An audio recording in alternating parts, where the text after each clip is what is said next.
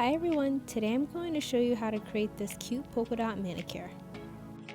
Grab a Orosa's rose quartz and then start off with your first layer.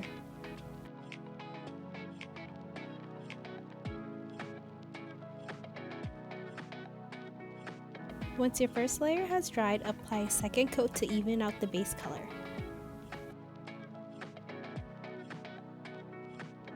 Grab the shade Splash and place some polish on the foil. Then take a large dotting tool and dip the color Splash in it. Apply one dot randomly on the nail.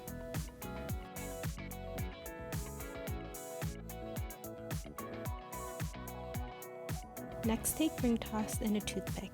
Apply a dollop on the foil. Then take a toothpick, dip it in ring toss, and apply one tiny dot next to Splash.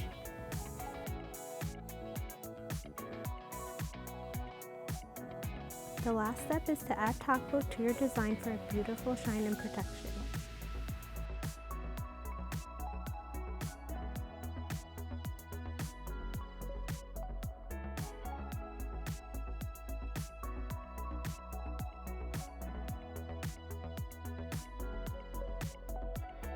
I hope you have fun with this easy look.